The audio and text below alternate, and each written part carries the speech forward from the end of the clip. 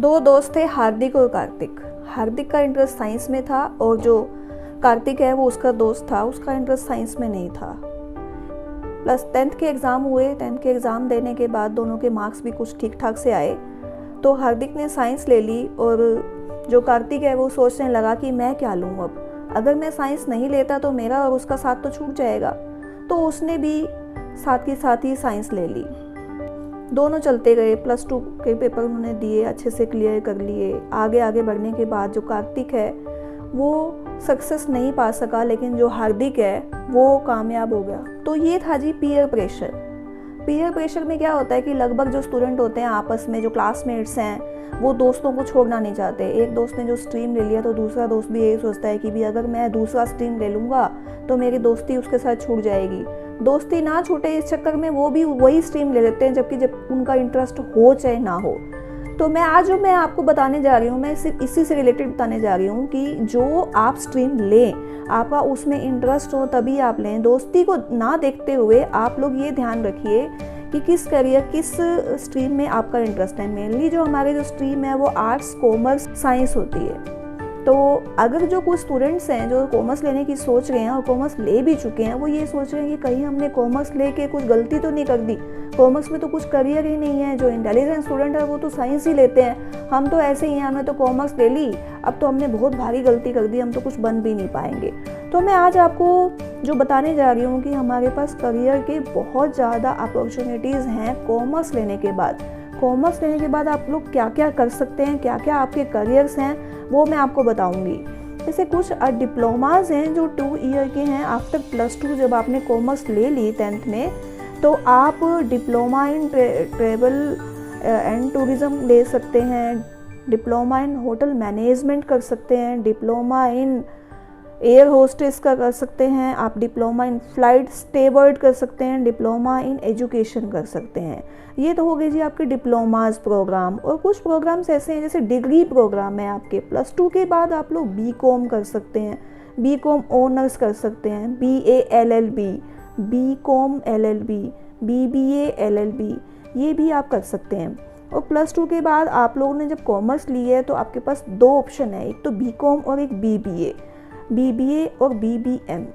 BBA के अंदर और BCom के अंदर भी आप कुछ स्पेशलाइजेशन भी ले सकते हैं। जैसे आजकल बहुत से ऐसे एडिशनल सब्जेक्ट हैं जैसे कि फाइनेंस है, इंश्योरेंस है, बैंकिंग है, ऑडिटिंग है, वो आप BCom के साथ एक्स्ट्रा लेकर आप उसमें भी अपने करियर को बना सकते हैं। BCom में आप कंप्यूटर ले सकते हैं साथ के साथ, और कंप्यूटर के साथ आप अपने और भी करियर को आगे ले जा सकते हैं। +2 के बाद आप लोग BA इकोनॉमिक्स भी कर सकते हैं, जिससे आप अपने करियर को अलग से, इकोनॉमिक्स में भी बहुत ज़्यादा स्कोप हैं आपके। और आपके कुछ प्रोफेशनल प्रोग्राम्स भी हैं, 3 ईयर प्रोग्राम एंड अबव हैं, जैसे कि आपका CA प्रोग्राम है जिससे आप चार्टेड अकाउंटेंट बन सकते हैं, ICWA प्रोग्राम है, CS प्रोग्राम है जिसमें आप कंपनी सेक्रेटरी बन सकते हैं, CFA प्रोग्राम है। इस तरह से आप लोग कॉमर्स लेने के बाद भी आपके पास बहुत ज़्यादा स्कोप है। आप ये मत सोचिए कि अगर आपने कॉमर्स लिया है तो आपके लिमिटेड स्कोप है, आपके बहुत स्कोप है।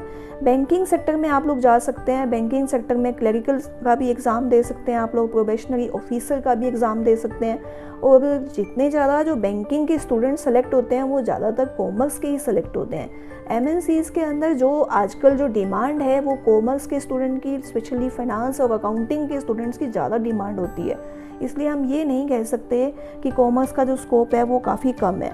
आफ्टर कॉमर्स अगर आपने कॉमर्स कर ली है, कॉमर्स की एजुकेशन आपने कर ली, ग्रेजुएशन कर ली, या पोस्ट ग्रेजुएशन करने के बाद आप लोग MCom MBA कर सकते हैं। और आप लोग आपने कंप्लीशन करी एजुकेशन, उसके बाद आप प्राइवेट और गवर्नमेंट ऑर्गेनाइजेशन में financial analysis, management executive, junior executive, junior banker और अकाउंटिंग क्लरिकल के उसमें फील्ड में जा सकते हैं।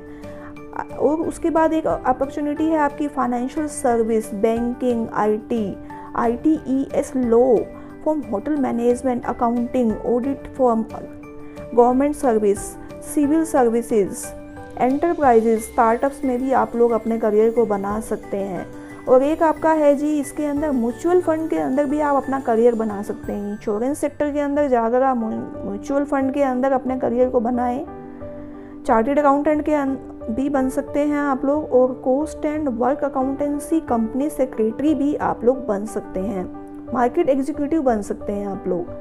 तो देखिए कॉमर्स के तो बहुत स्कोप हैं। मैं आपको अभी भी यही कहना चाहूँगी कि जिस फील्ड के अंदर, जिस स्ट्रीम में आपका इंटरेस्ट है, आप वही लीजिए। और अगर आप लोगों ने कॉमर्स को सेलेक्ट किया है तो आप ये मत सोचिए कि आप लोग बिल्कुल ही, आपका नॉलेज नहीं है, या फिर जो इंटेलिजेंट स्टूडेंट है वही कॉमर्स नहीं लेते, वो तो साइंस लेते हैं, और जो बाकी बचे हुए स्टूडेंट हैं वो कॉमर्स लेते हैं। तो कॉमर्स से लेने के बाद आप लोगों के लिए बहुत सारे जो फील्ड हैं वो खुल जाते हैं, आप लोग उसमें अच्छे से अपने करियर को बना सकते हैं। तो मैं फाइनली यही कहना चाहूँगी कि कॉमर्स लेने के बाद आप लोग बिल्कुल भी ये मत सोचिए कि आपने कुछ लिमिटेड स्कोप्स हैं कॉमर्स के अंदर तो आप कुछ नहीं कर पाएंगे, आपने कॉमर्स लेके गलती कर ली। ऐसा कुछ नहीं है, कॉमर्स के अंदर बहुत स्कोप है, आप अपने करियर को बहुत ऊंचा लेके जा सकते हैं। Thank you.